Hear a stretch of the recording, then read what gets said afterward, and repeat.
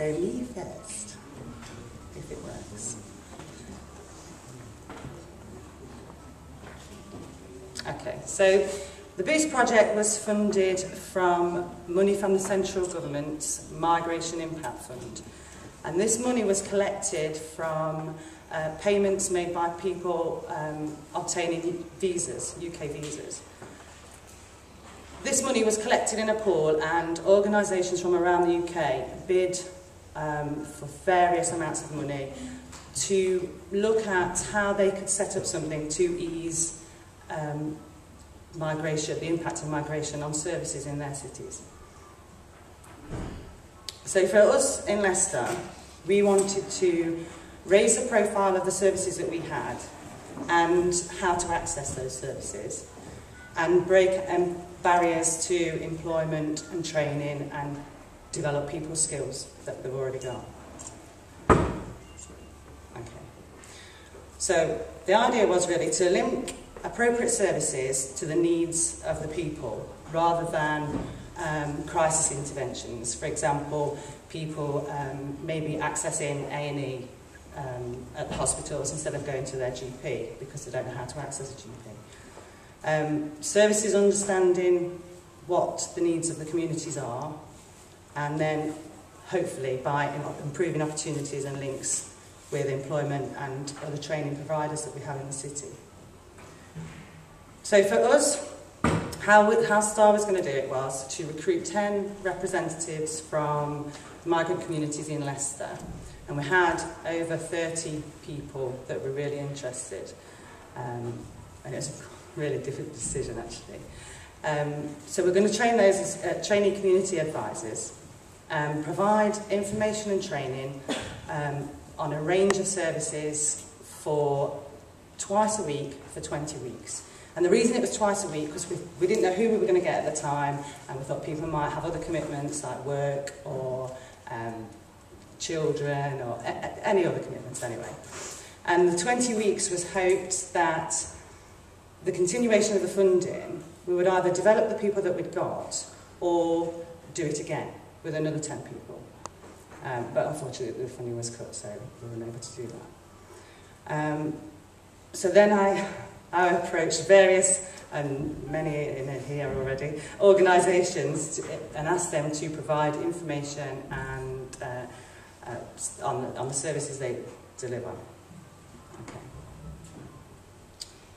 It was hoped then, after all this information had been given, that people on the project would go out into their own communities and pass that information on to other members, and also help build links with the organisations for the future. Okay.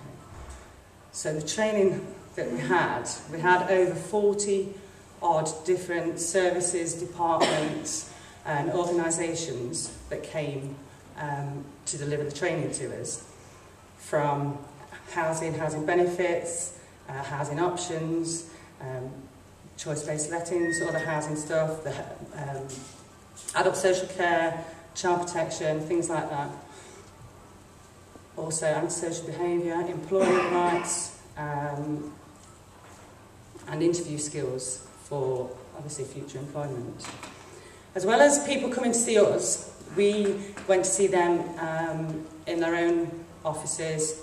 Hamilton Police Station, there's Richard and Sandy over there.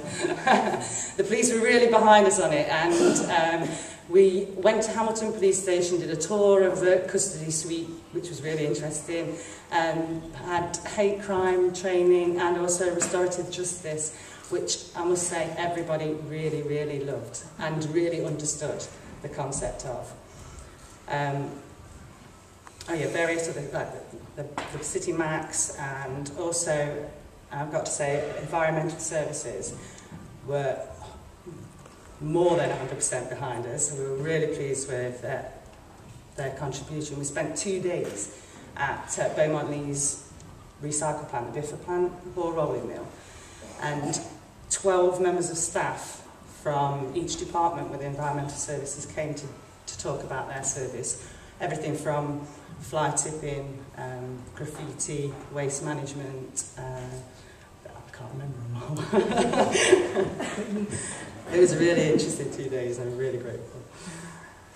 Okay, so as well as the training that everybody got from the services, we wanted them to go away with something that they could keep and go to the next employment. So the Boost trainees completed an Open College Network certificate that was done at Adult Education on Wellington Street in information, advice and guidance.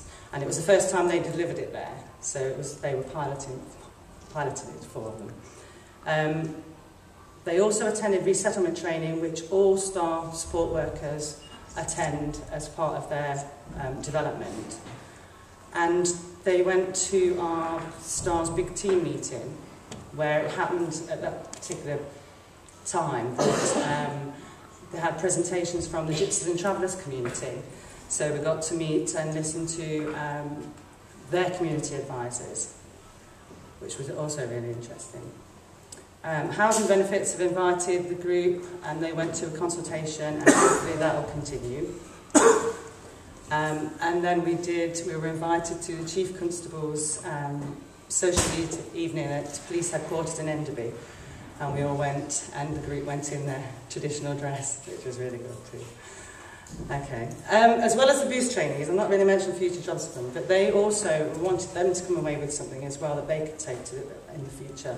And they've all completed an MVQ too in health and social care.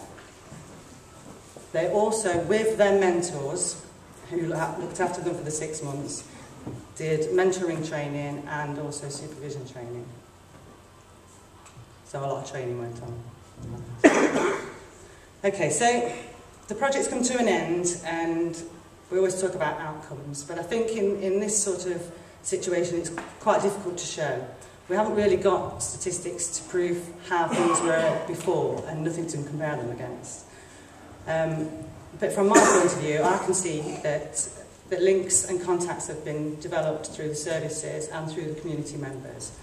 The group has a better understanding now of those services, and vice versa.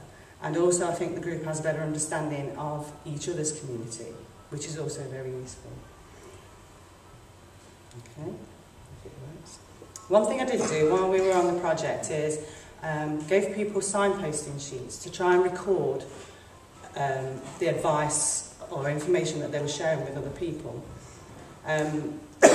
We had 151 back, and just from that little sort of graph there, pie chart sort of thing, it shows most of the conversation and advice given already is around benefits and housing and staff. Oh, and employment too.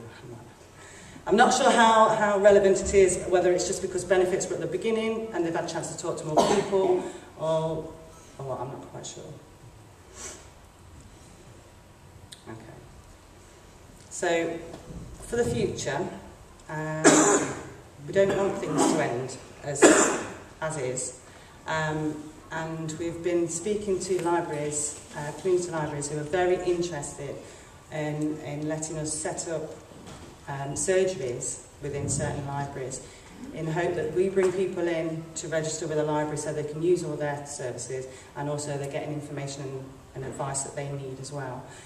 We've earmarked West Coast Library on Narborough Road for the Polish community, because there's quite a large Polish community in that area, and also 2 ladies from Cameroon would like to set up a surgery in Beaumont Leeds.